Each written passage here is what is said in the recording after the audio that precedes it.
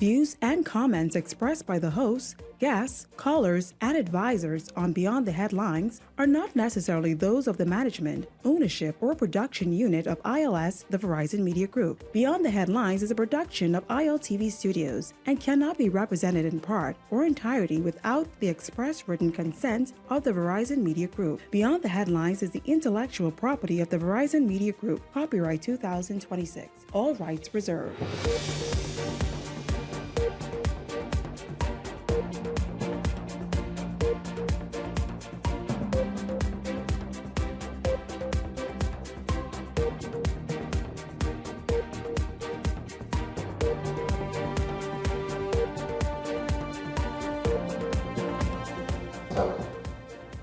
Coming up tonight, is the construction industry in the Bahamas facing a safety crisis? The Department of Labor thinks it does.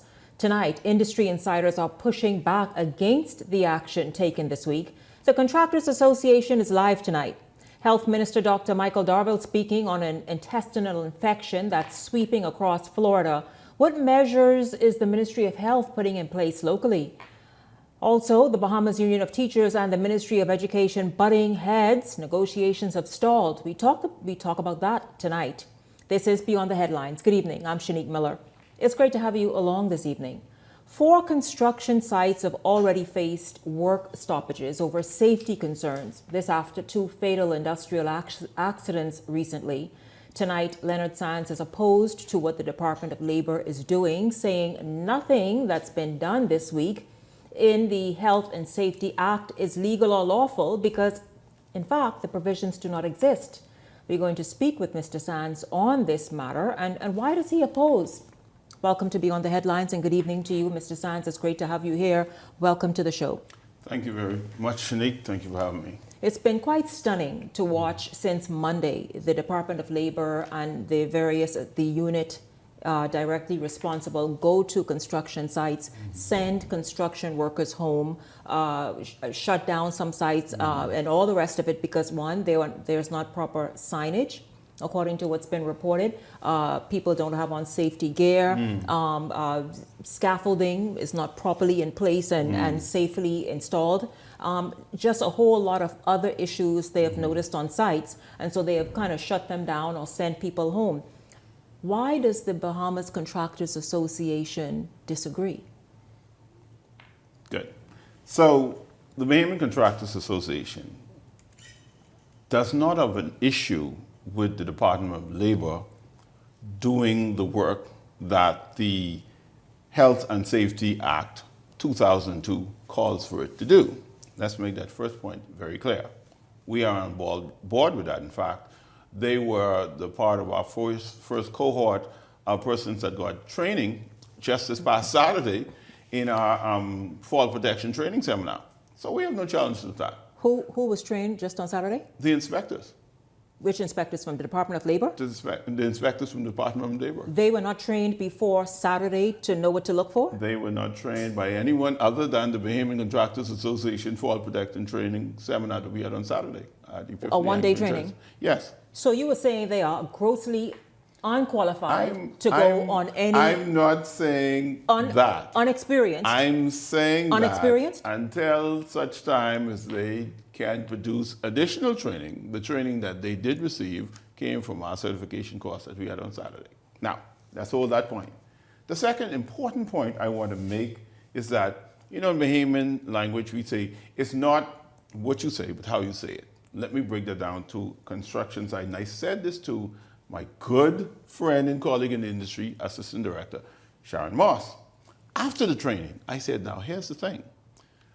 The 70 persons inside this room got training that no other contractor anywhere in the country got. Let's put that in perspective. So they have information about what they can do that no one else has. Let's go to the 71st person. They're already in default because they don't know this information. Let's go to every person after that. So you see the first challenge that it does create. So what are you saying? That saying more is, people should have been trained well, first?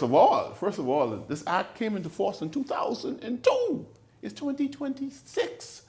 This is the first time that some legs are being put on this act. Now, that's another issue you could park and all that. Let me bring the main point of contention for us. There has been a lot of incidences that causes the rise in concern in construction and persons have died. We stand with there being something done about that, hence why we put on the safety course for protection in particular. But what do you want the department to do? Sit down, cross its legs, and wait until sufficient people, or maybe the law is amended? No, Mr. Son? Here's what their act. I'm holding a copy of the Health and Safety at Work Act 2002. We have, and I tried to say this again to the director, we take no issue in your inspectors doing the job. It is how they're doing the job. I would like to read from you the section 5. It is the duty, now section 5 calls, it shall be the duty of every employer to conduct his undertaking in such a way to ensure so far as reasonably practicable that persons not be affected thereby by exposed to risk and safety. That's all it says. That's the general thing. Mm-hmm. Did it define what the person should wear? Did it define how the person should act? Did it define what they should adorn themselves with? So we take issue with, okay, first of all, there's a lot of structural challenges here, Shanique. You come on my job site. That's my employee. I wanted to find out, how did they send someone's employee home? There's no authority in that situation. Do you think the contractor should have been spoken with and perhaps warned say, listen, these measures must be in place for the safety of you and your workers? And speaking on that, let's go to the relevant section of the Act. The Act talks about, in section 11B, if an inspector is of the opinion that a person or company is contravening any provision of this Act or has contravened more of those provisions or more than one of the provisions, he may issue an improvement notice. What is an improvement notice? It says, you have, under our observation, this is unsafe, we don't like what we're seeing here, this. Here's a notice, I'm going to come back in 2 days, address these things, and I'm coming back. What they have been doing is jumping all the way to section 12.3, and I hope issuing a prohibition notice. Now, I have not been able to find any of the sites that have been shut down produce the prohibition order. How many? I said 4, but how? Oh, it is 4. Not one of them I can find where they have been issued the prohibition order. So I'm saying now, are you telling me you're going onto someone's job site, telling them verbally, this is unsafe, that's unsafe, this is unsafe, and then shutting them down without following the procedures set out in the law that you are there to carry out? Which according to you and you have produced is lacking. It doesn't have that much teeth and it to doesn't be able have to that do. much teeth because it does not go so far, and we tried to explain this to them. It does not go so far as to create the regulation. For example, if they come in the studio, they may find that this desk is not fixed to the floor and that's unsafe. Does it say for a recording studio or a place that you're going to produce something that you have to have a fixed desk? You see the challenge. So you come on someone's job site and we could all agree. You could notice when something is unsafe or not, but it's subjective. And while we recognize that all of us want everyone to conduct their business safer, and the inspector should go about ensuring that that happens, what we suggest is this. Let us sit down together, and this was our attempt, and let's create a set of industry-wide procedures that every construction site should adopt. And so when they come on the site, then they know what to look for, the contractor know what to do, and so everyone's on the same page. Right now, it's very subjective. Is this the first time in a while inspectors from the Department of Labor is this the first time ever? To our knowledge, this is the first time ever since this act came into force in 2002. No Again, way. 24 years later. But are you? 24 years later. You mean they have not been on a construction site in 24 years? 24 years later. Because first of all, they're just trained one day, which was Saturday, so they don't even know what to look for. 24 years later. What has been the impact on construction projects as a result of this stop and sending workers home and all the rest of it? I mean, because I know every day there's cost. Yeah, and again, that's the major concern that the Bahamian Contractors Association, not Leonard Sands, the Bahamian Contractors Association is trying to avoid. I got calls today from a project in Lyford Key. I got calls today from a project in Old Fort Bay. And they were all running around concerned, oh, someone shut down this site. And the concern on businesses is that, will my site get shut down? How do I know if the inspectors find something that they do not like and they deem it necessary to shut my site down? What are they telling you? Because I mean, the condition that businesses operate in. As president of the association, have you spoken with anyone, and what are they telling you that, listen, Leonard, here is some of the things that stands out to us. This is quite concerning because after all, there have been 2 fatal incidents. And so therefore, here's what it is that we're looking for and not seeing. Today, I spoke to Ms. Sharon Moss, who's the assistant director at the Department of Labor, about these instances. Because we had a meeting scheduled with the director. He was not available to have that meeting, but we spoke to the assistant, Sharon Moss. And I said to her, we have the same goal in mind. We need to make the industry safer. No challenges there. The challenge is, you're talking about the business of construction. How you go about making the industry safe has to be in a way that we can expect what we anticipate to happen when you come on the job site. It can't be this great fear that we turn up to work today and all of a sudden the job is shut down. We don't know when we are to come back to work. And as part of the procedure, I want to understand, okay, you shut it down. What is the next step for someone to address the matter, and then you come back and look at it? I know what the Act says should happen. The Act says that if you even issue a prohibition notice, that there should be a time period that you issue on the notice, that you have to make the situation good, and then come back, and if you find it is satisfactory, release the order. I'm going by the Act. I'm not seeing any of the following of the Act, and that's our challenge. We know that, and you have produced this Act that's 24 years old. That's the only thing I can go with. But people are also holding you responsible, Leonard Sands. Here are some comments. The Contractors Association should be proactive after the passing of this 24-year-old legislation on ensuring safety on the workplace on construction sites. Construction sites are no easy, they're no games. No. And so the point that you know this law and you have sat and along with the Department of Labor, cross your legs and not enforced and saw that, listen, this is quite empty in the way it's first initially drafted and passed. Why not let's put some strength into this and make construction sites safer? Why haven't you done this? The first time I came in contact with this document was pulling through my old files. I wouldn't think I was the president at the time, some 4 years ago. And I said, is this happening? I saw there's a building on Carmichael Road called the Occupation Health and Safety Building. It is staffed, but there was no mention of any of this happening prior. So a lot of persons put the responsibility. So you're not even aware, you just became aware of the law that governs significantly is important to your industry. Significantly, and many but others. it does all the other places of work. Of course. So I want people to understand, not just to, construction. I like to get my people in, but it really impacts you all. It does, but all other places of work. Of course, because why? Because you gave an example right here in the studio. Yeah. Good evening, Ms. Miller. Mr. Sands can't be serious. I am very. After lives have been lost in the construction field, to come on your show and running on with this nonsense. The majority of these construction sites in this country are unsafe for workers because most companies are more interested in their bottom lines than in their employees.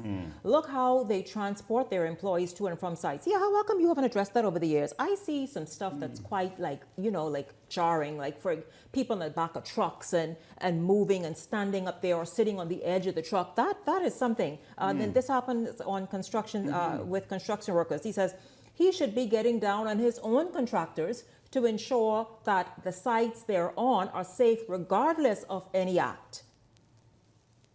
You know what I like to mention to persons? You know why we have a driver's license? Because we could drive. All of us could drive, you know. We know what happens if we go behind the wheels of a car without a driver's license. Because the law requires us to meet a certain standard of driving. I could harp all day to my construction community about what they should do, what they shouldn't do, how they should do it. But you know what they do well? They follow the law. You know what we don't have? which has been in place from 2016, licensing for contractors. We want to talk with the law.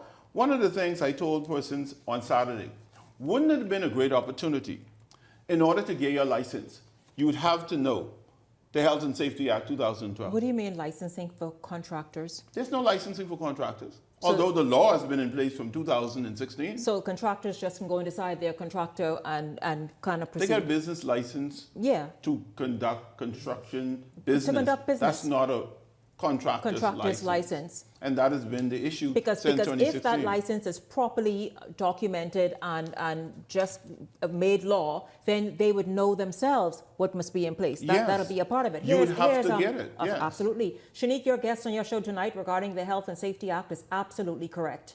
The Labor Department lacks training for its workers, especially in this area. I know because I'm a former assistant director of labor. The director lacks training too. He is a lawyer, and he lacks the knowledge and skills to head that department. Now, I'm not fighting good Mr. Thompson Jr. I said we have a good relationship. Mr. Thompson and I had great dialogue. Myself and Ms. Moss have great dialogue even today. My challenge is from the Contractors Association standpoint, where we represent the first pillar of our economy, not the third anymore. Construction industry produces the most money to our GDP. We have to all be careful how we play around with just talking about haphazardly going on a site, going to the port, going wherever and decide we're going to shut it down. You're going to impact our the Bahamian industry jobs. of this country. You mentioned Life Key. You mentioned Old Fort Bay projects that were just targeted today. Are Bahamian jobs on the line? Quote unquote, if they're sending people home, which I don't know how that's possible because you can't send my employee home, I think that could cause a disruption to the business community, and that's something that we all should be very concerned about. Shanique, this is an indictment on him, Leonard Sands, as contractor, and as president of the association. He has an obligation to ensure that there is a licensing process in place through working with the government. The BCA must be more concerned about safety than anyone else. And we are. Hence why we had the first ever safety and fall protection course on Saturday, which was oversubscribed with attendees, but you know who did not have a safety course? The Department of Labor. They came to ours. We were happy that they're there. Water and Sewage also sent their persons there, and several other government agencies. So we're not in a fight with them. Speak on behalf of your members right now. Look at this camera. Speak on behalf of your members in the next 30 seconds as we wrap up this segment. So one of the things I'd like to tell the members of the Contractors Association firstly is this. If persons from the Department of Labor, inspectors, come to your site and want to do an inspection, permit them. That's the job they have to do. However, once they do so, and they say for whatever reasons there are instances or things that they don't like, ask them to give you a written document saying what are the infractions, and then ask them, say, can I have 24 hours or 48 hours or 3 days to address these matters, and you come back. One of my members did that. They didn't shut down the site. They said, okay, we'll come back after you address it. That's the procedures under the Act, and that's what I want every member of the association to follow, and persons who are hearing.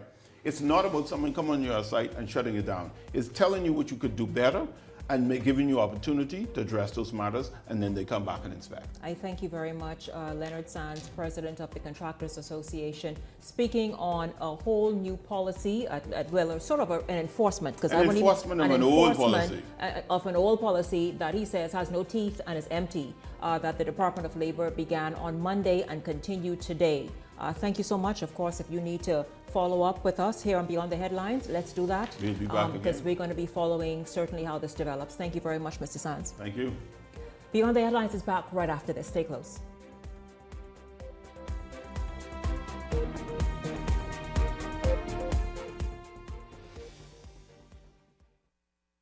Hey, it's your boy Charlie Bahama here at Superwash, Superwash's newest spokesmodel. And I'm here to tell you about Superwash's large capacity washers and dryers for all your big loads. I know I see that Charlie Banana coming here just now.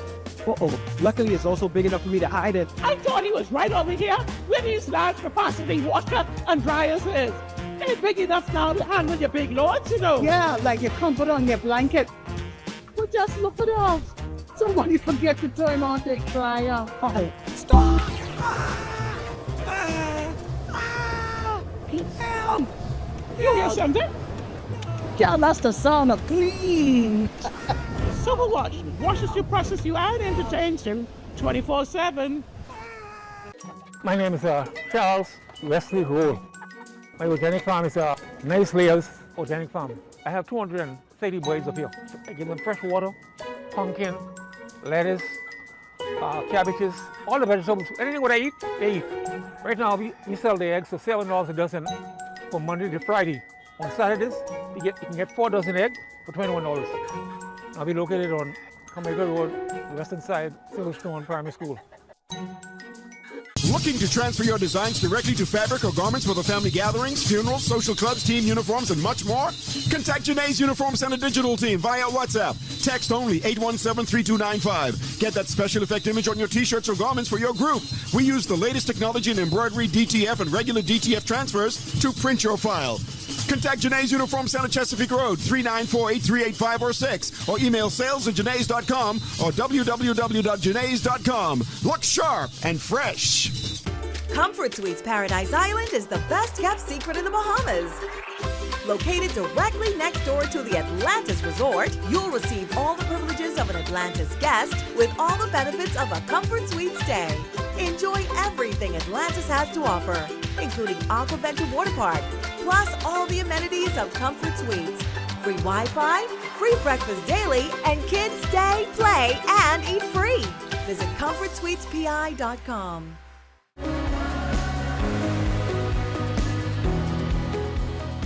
Here at CBS Bahamas and the CBS Pro Store, we believe in our prices. That's why we offer our price match guarantee.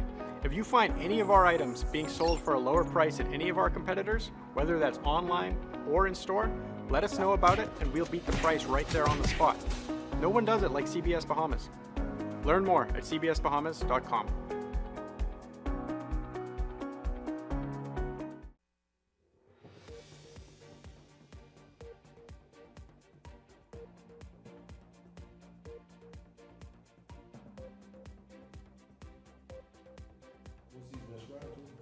Welcome back to Beyond the Headlines. It's good to have you continue tuning in, and thank you very much for participating in the first segment of tonight's show. We're going to just go and jump right in right there because I want to hear what the Hot Topics panel has to say about that, their thoughts and views about what the Department of Labor, and with good intentions as well. I mean, it was not the best news hearing of those industrial incidents that happened, I believe, last week and the week before.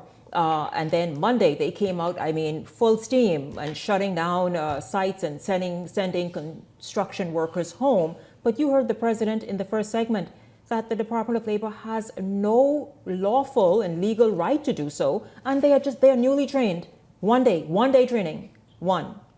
Welcome to Beyond the Headlines. Cassia Stewart, Ellington Ferguson, Howard Johnson. Gentlemen, good evening to each of you. Good evening, Shanique. Good evening, Bahamas. Thank you for having me once again. Good evening, everyone. It's always good to be here, Shanique. Howard, you're muted. Yeah, he's muted. Hello, can you hear me? Yes, we can. Yes, good evening to you, Shanique. Good evening to my esteemed colleagues, and good evening to the Bahamas. Yes, gentlemen. Gentlemen, you all were here, and Cassius, you and Ellington sat in studio and listened really to Mr. Sands, and Howard, you watched. Your thoughts on just how this all is. It just seems like a big mix-up, unnecessarily so oftentimes in the Bahamas. The Department of Labor is doing a good thing, but it's how they're doing that thing, and are they even qualified? And sort of they're going from entering a construction site to straight to shut down because certain things aren't in place. Well, Shanid, it sounds like a bit of exuberance on the part of the Department of Labor. Like you noted quite fairly that they're doing a good job to begin to look at safety on these job sites, as we talked about the past deaths that we had in the past few weeks. However, it appears that the exuberance from a particular training may have got them all enthused and excited to go out there without understanding fully what their duties are, what their powers are, and the whole process of how to go about going on these jobs, looking and seeing certain inefficiencies, certain unsafe operations, and addressing them to the contractor and going forward, like you saw Mr. Sands demonstrated in the document. So I'm hoping that this is all pan out. It's a good thing that they're doing. I know Mr. Sands has been for years. I listen to his show regularly on a weekly basis, advocating for the licensing and proper operation of contractors. He's always talked on his show about contractors who are operating under the radar, who are operating lackluster jobs and giving people half work. So he's always been an advocate for proper licensing of contractor. I must give that to him. You know, Sinead, when I listened, the only thing came to my mind is I think we got to stop playing Dolly-O's government because, I mean, what you mean the contractors ain't licensed to be contractors? What do you mean the Ministry of Labor just coming to the first training course ever? What do you mean that the first time ever in the history of the Bahamas that they had a training course? I mean, this play government? I mean, this Dolly House? Because, first of all, most of the people who perhaps in that space would have gone to school, those who would have gone to school, they would have had the training course because you can't do a contractor's training course or a construction course without training and safety. So they know the safety rules. Then why you come back home to the Bahamas or why you in that space and that rules are not enforced across the board in the Bahamas? I understand that we slack. I understand that we let things go. I understand that we ain't got no rules. This is what they call the wild, wild west of everything, right? Anything goes. You know, you hook up and you buck up and everything goes. But we got to put systems in place so that we can protect people who are coming on the workforce. But why the hell the contractors ain't got no license? I mean, this is a play government or this is play. I mean, I was really speechless, Shanique, because there's no way that the contractors aren't certified to be contractors. Play nation, because remember that's a 24-year-old law. Precisely, because and hence the problem with the guy who with the school the roof breakdown the other day, because and of course they ain't really no real contractors. They just we can give you a little wide, we give you a little plate, and then the whole roof fall down. And you know, when we can get it right, man. I tired of y'all. Shanique, I say no more. No. Howard, you step in. So, Shanique, yeah, I mean, it is possible for you to go straight from entering a site to shut down. It's the same way. It depends on the degree and the gravity of the infraction or the situation. It's just like in human resources. When I worked in human resources some years ago, you can get in a problem on your job and you can get a verbal warning, you can get a written warning and go through that progressive discipline system. Or you can do something that warrants outright dismissal and termination from your job. So yes, labor personnel can walk on a site and see infractions that would warrant a complete, immediate shutdown. That is likely to happen depending on the degree and severity of the infraction. That's number one. And then number two, Shanique, we need people to really be serious about what their roles and their responsibilities are when they are on these jobs. You have a position, you have a job, you are being paid, right? In the situation with the people, labor personnel, you are being paid by the Bahamian taxpayers' money. Do your job, man. We have to do our job. And then with what Leonard Sands said, my good friend, I know him very well, right? In instances where the law on the books do not fully cover exactly what should be done, then we have the persons who are in charge of these construction sites, these company owners. You know, you have a moral and ethical duty and obligation to ensure safety of the people that you have hired.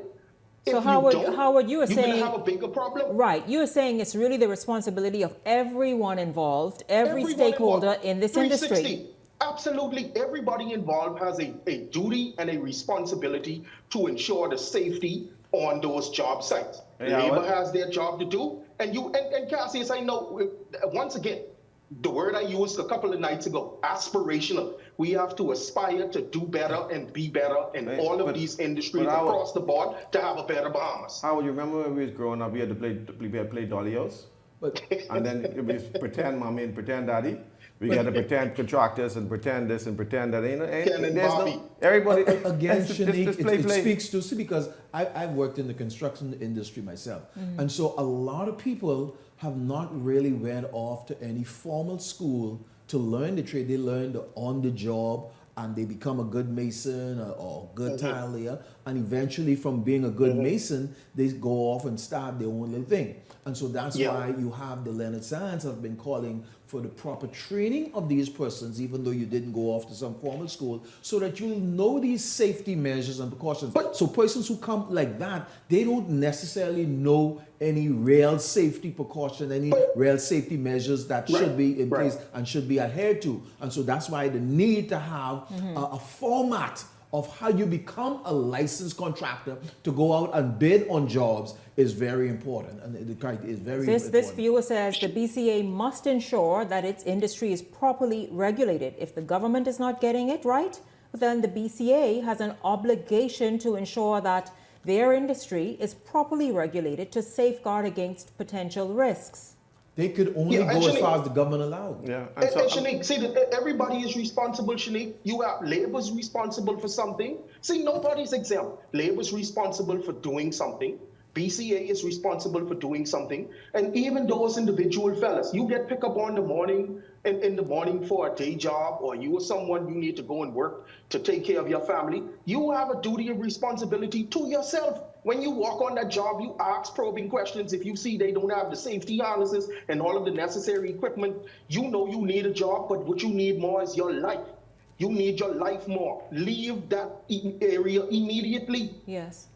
Yes, absolutely. I mean, hearing those industrial incidents recently, you wish something like this would have been done before now. It's been 24 years. And in fact, even before then, because people have been in construction for decades, and now to understand that they really were just sort of, figuring it out as they move forward, just figuring it out. We will continue to follow this. Obviously, you heard him say that they were in Old Fort Bay and Lyford Key today on construction sites. No doubt that will continue. Don't let tonight's show stop you, because the safety measures are needed. Yeah, that's absolutely. For sure. They are needed. The regulation is needed, or regulations are needed. But certainly, I guess now he's calling for and Parliament, like hard hat, steel-toe boots. They're not wearing all of those things. Yes. No, but then Parliament is in now. I guess now they can now draft legislation, put this on the agenda or amend it. It is critical that they put this on the agenda, because you cannot run a proper country like this. It has to be. You have to put in measures and safety measures, particularly for the construction industry. In the state of Florida, you can't get away with it because there's regulations. And in all the U.S. countries, and states, you can't get away with it. And so we need to make sure, if you don't know what to do, just borrow somebody's law and implement it into our laws, because we need strict safety measures on these sites. Yes, borrow somebody's law. You understand? Many people in the industry also need training. It is an upskilling all around. That is critical. But then we have BTVI here, right? Now, I just came from BTVI just now, right? And BTVI has some of the formal training in these industries, and you can be certified. And so with that being said, that we have the infrastructure, and even if we got to expand BTVI, to expand the classes for the training, let's do that. But we have it here, but we just like slackness in this country. That's all. We love slackness. That's all. Bottom line is just slackness. Cyclosporiasis is a parasitic intestinal infection, and it continues to actively spread across the United States, with cases allegedly reaching over 11,000 within more than 40 states as of today.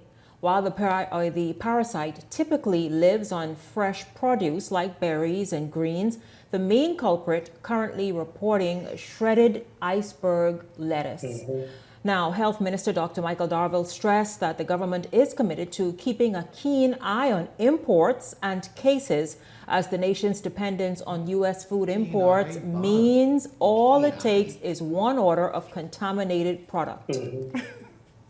We are definitely concerned, because it's in the United States, and some of our imported produce is from the United States.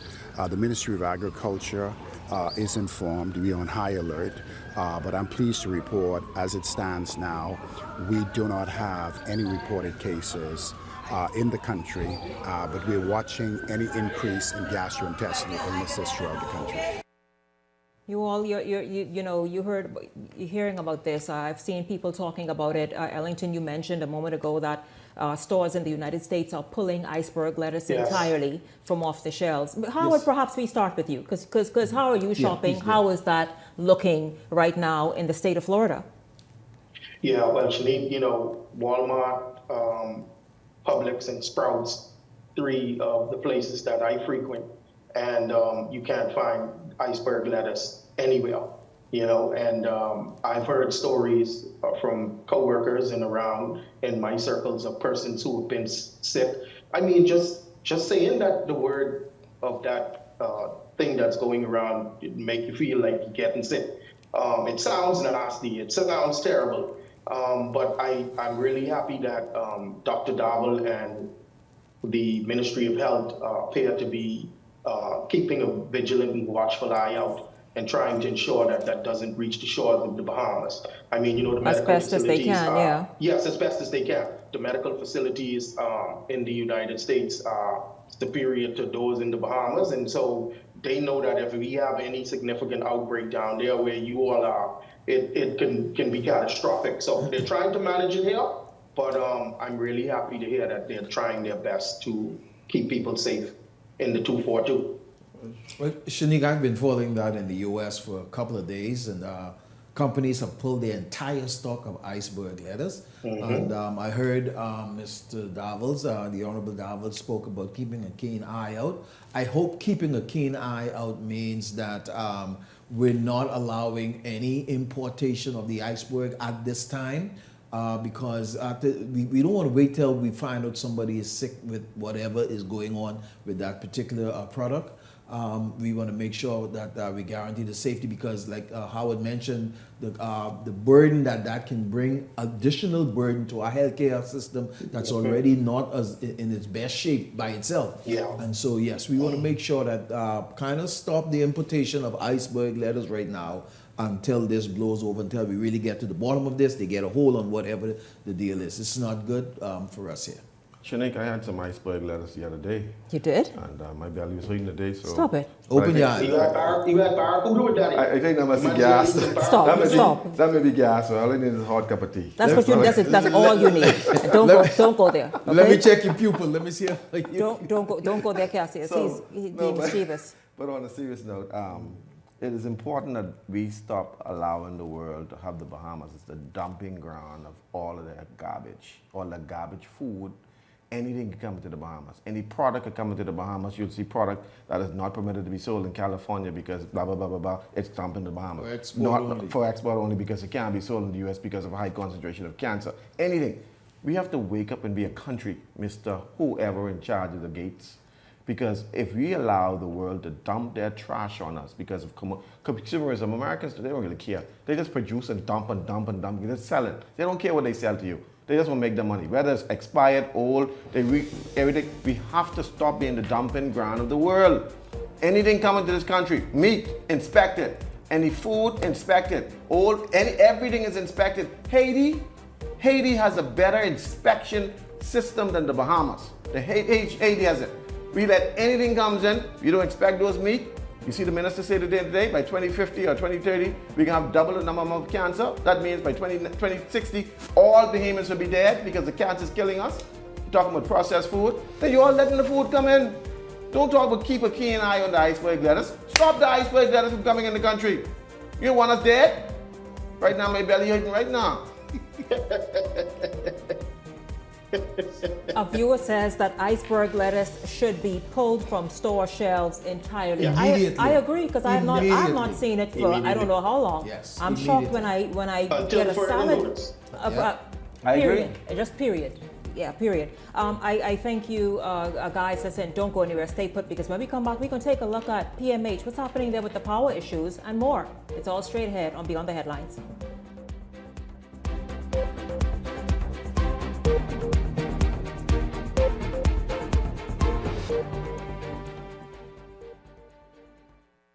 This year, Island Luck Sportsbook sent one of their very own customers all the way to San Antonio to watch Game 5 of the NBA Finals. The Knicks closed it out right then and there. No Game 6, no Game 7. Our customer was sitting in that arena the night the championship was decided. That's the kind of luck we talking about at Island Luck Sportsbook. Winners live here. Must be 18 and over. Island Luck reminds you that it's only a game, so please game responsibly. Running out of space? We've got room for that. Welcome to Skyline Storage, your trusted self-storage solution. Skyline Storage offers units from 5x10 to 10x30, climate controlled or standard dry. Perfect for home or business. Located in Westfield Commerce Park, Western New Providence. Your belongings stay safe with gated access and 24/7 surveillance starting at $175 a month. Reserve, pay, and move in online. No phone calls, no paperwork. Visit SkylineStorage.com. Skyline Storage. Storage made simple. Wealth should not only belong to a select few. At Investar, we believe the door should be open to everyone. We provide options for planning a better future.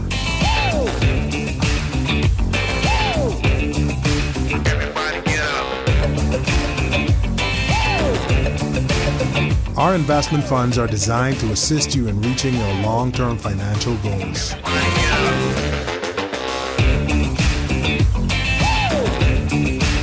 Let us show you how.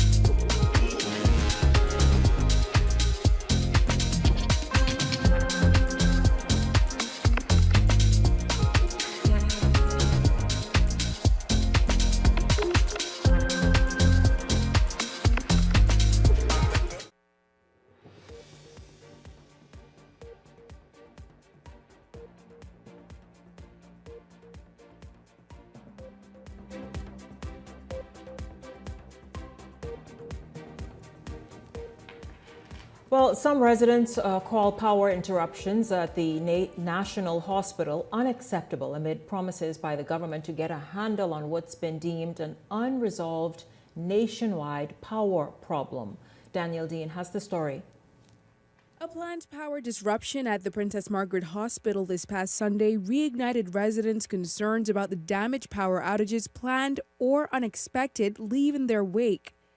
Though health officials described the interruptions as critical to the overall improvement of the hospital's emergency power system, this outraged medical professional believes there's no excuse and that care for patients should not be interrupted by an issue she says could be more efficiently solved. You have a NICU, you have people on dialysis, you have a lot of people on life support. How are you going to tell their loved ones, oh, I'm sorry, the patient died because of a power outage? Nobody wants to hear that. The disruption described by PHA officials as a necessary step to safeguard against future utility outages. But Minister of Health Dr. Michael Darville admitted it was an inconvenience. We had a structured shutdown to do some repairs.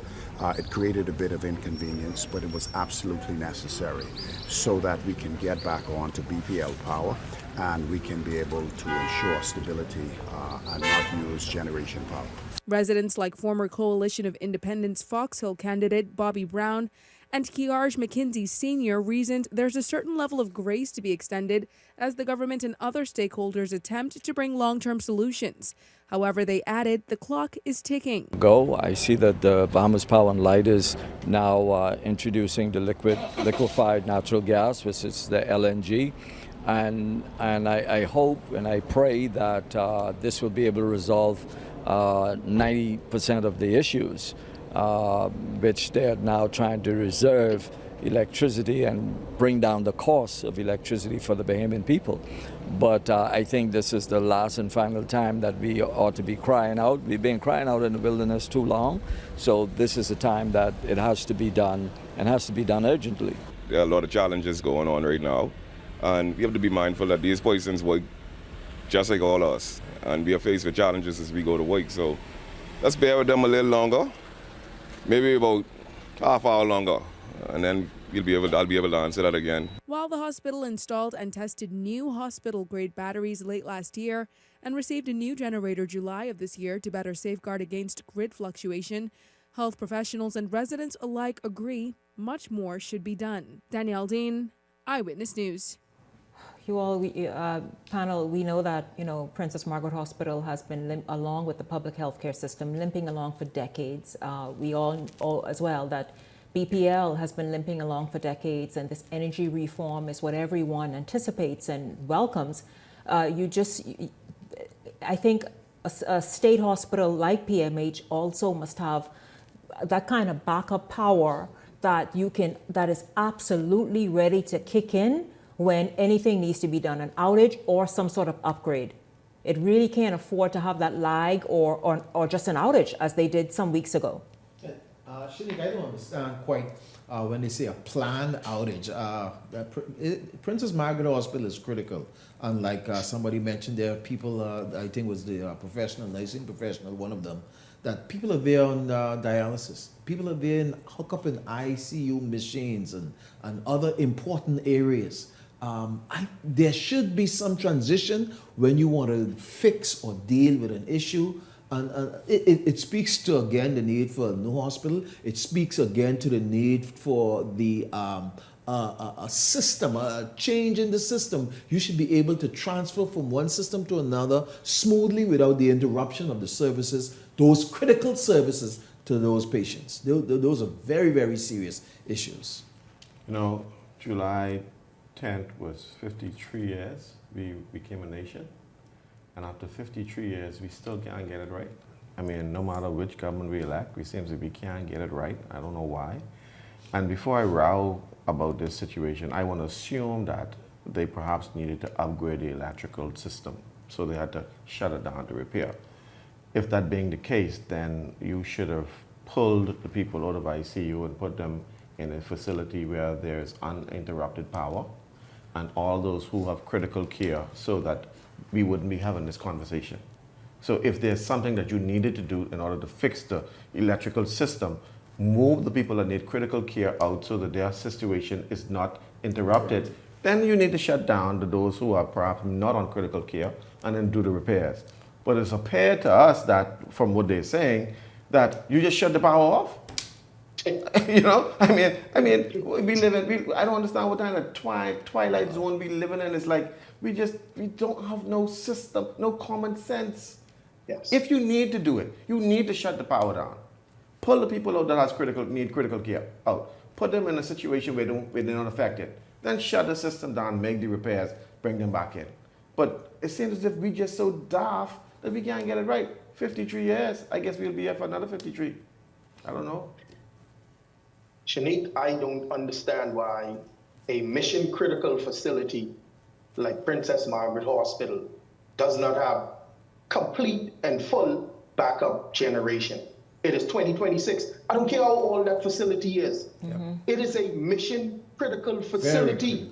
The power should not go off there. And if you have to turn the regular power off, this place should already be outfitted with backup generation from solar, from wind, from whatever you have to do. This mission critical facility, we should not be hearing the Minister of Health telling us, yeah, well, we have to be offline and we are so sorry to the public and we're going to get it on as soon as possible. Those are things we're not supposed to be hearing. Shanique, I'll go back to what I said a little early into the show. We have people getting paid. Minister Daval, you make a handsome salary. The technocrats, you make a handsome salary. the people responsible for the energy policy in the Commonwealth of the Bahamas, you all are making money. Why do we still have these problems persisting and burdening the Bahamian public and making them miserable? The misery and sufferation index continues to increase, and we can't see solutions. Man, all your people making money and getting paid. Fix some stuff.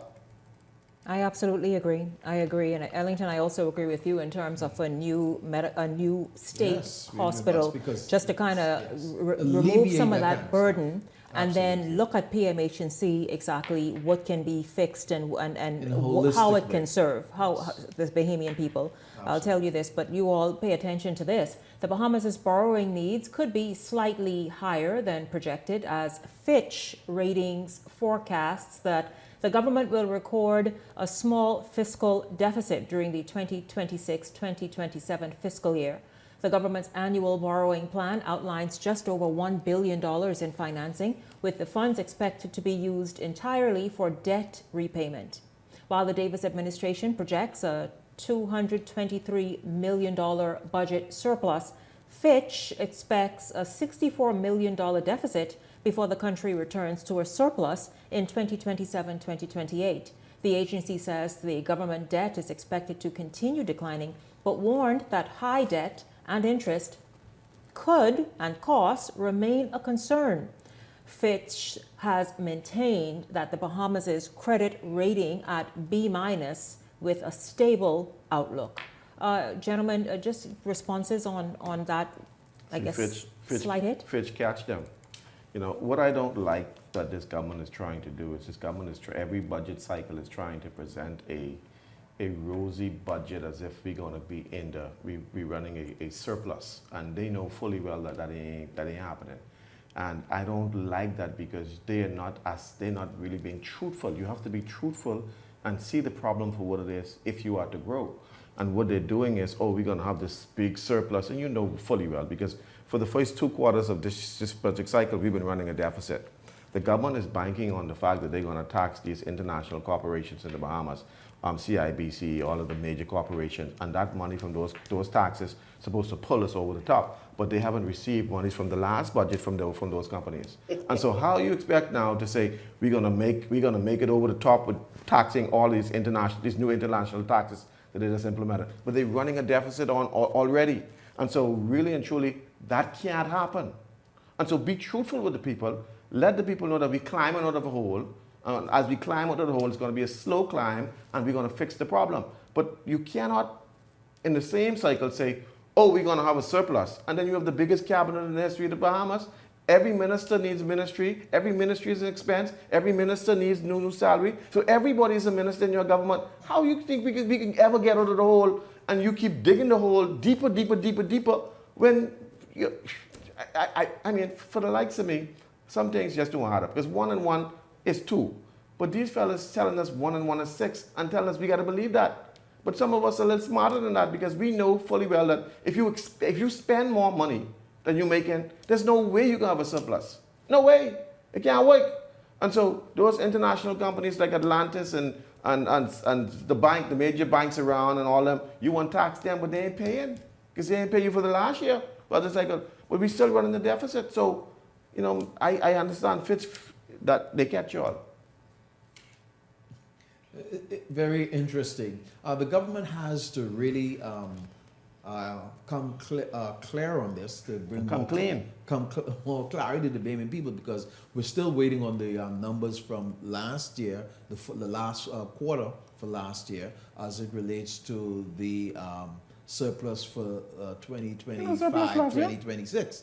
Those numbers are yet still in, and now we're seeing, even though they got a pretty good rating from the others, this one, Fitch is now telling them, no, you're not going to get no surplus. You're really going to have, as a matter of fact, a deficit. And so it all depends. The government have got to prove itself. We've got to demonstrate to the Bahamian people. We've got to show the Bahamian people that, yes, we can achieve this surplus position, because here it is, the rating agency is saying no. all of the indicators are showing that there's going to be a deficit based on what they're saying. You've got to be able, because I remember when several of the rating agencies told the government to, number one, they told them to raise VAT. Number two, they told them to raise taxes. The government didn't do it, so they were able to prove them wrong. Former Minister of State, Minister Lang, spoke about during his time in office. I heard him made a statement that sometimes the agency say certain things. Him and Mr. Ingram had disagreed with them, and they were proven right. So the government have got to prove to the Bahamian people whether they're going to really have the surplus, whether they're going to be able to do it, versus the agency. Ellington, you can't bring in $10 and spend in $15 and say we have a surplus. Well, again, they've got to manage their expenditure. They've got to manage expenditure. They've got to bring a curtail expenditure if you're going to be able to get austerity measures. Let's hear Howard's take. So, Shanique, in the midst of all of that, right, it also demonstrates what happens when we play forecasting with politics. Absolutely. Sometimes, right? And everybody's done it. I'm sure the UBP has done it. I'm sure when it was convenient, the Free National Movement did it in office, and the PLP is here doing it. So what do I mean? So a lot of what is in the budget is forecasted, right? We know that. It's forecasted. And sometimes when you're doing politics, because politics and government clashes sometimes now, you do what you have to present a robust and rosy picture to the country, to your supporters, to everyone. Now, sometimes that doesn't reconcile with reality and true governance. So politics versus governance again. And I saw online where it was so very interesting to me, Shanique, where some months ago, when the government mentioned the forecast during the budget debate and stuff, and Fitch came along sometime after that and talked about how stable our credit rating was and we were doing good. Mm-hmm. Everybody online that supported the government were talking so great about, sharing, look at what Fitch said. Fitch said this about our credit rating, and Fitch said this about the government. And now these are the same people online that cussing Fitch out today because Fitch is saying something that is not in support of what the government said. We have to stop playing games, man. We have to stop playing games. This is not a dolly house like Cassie is saying. And this is what I'm trying to let us know. There's politics and there's governance. And what we have to do in the country is we need to now shorten that window of when we do politics to when it's election season, and when it's time to govern, we govern and we minimize the politics as much as we can. I ain't saying don't love your party, I'm not saying don't love your party, don't love your politics, don't go to your grill and chill in your rally. All I'm saying is the red, the yellow, and the black can't be more important than the gold, the aquamarine, and the black. Let's get serious. Hallelujah. Well, here's this, though. Here's this, and this perhaps just sums it all up nicely. The different views by the rating agencies tell me that economics is all guesswork. When you say, Howard, the budget is just forecasting, this what these rating agencies do. There are different views depending on their outlook. I thank you very much. At the top of tonight's show, we had the construction industry represented through the president of the BCA, Leonard Sands. Thank you very much for being here. Shanique. And then, of course, Hot Topics panel, Cassius Stewart, Ellington Ferguson, and Howard Johnson. What you said about the basketball? Shanique, I mean, the politicians in the last 30 years have been losing the basketball game. And since I was on the court on this thing, we won. How many minutes you played, Cassius? Listen, how many minutes he played? Listen to me. Yes, we won. The politicians won. I would like to thank my teammates, all of my team, all of the honorable ministers, them who were there, Clay Sweeting, Leonardo.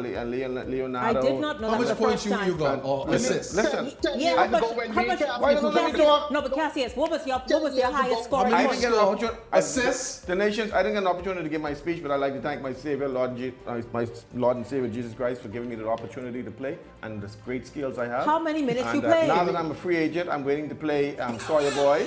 Sawyer Boy, I'm waiting for you. He is all but 5'8". Shanique, 10 years ago, I just want you to know, Shanique, 10 years ago when me and Cassie played on the politicians team, and we were actually on the court playing, man, they beat us. I can't lie. That's why, that's why congratulations. The politicians, for the first time ever, they won the Peace on the Streets basketball tournament. But Jay Philippe was the MVP. Jay Philippe. MVP. You're the greatest, Jay. I thank you, gentlemen, once again. Cassius, of course, congratulations to you and the politicians. Congratulations to you all. And thank you all so much for tuning in. Thank you for participating in tonight's show as well. I certainly enjoyed your participation. I look forward to seeing you right back here tomorrow evening. For the entire Beyond the Headlines team, I'm Shanique Miller. Make it a great evening, everyone.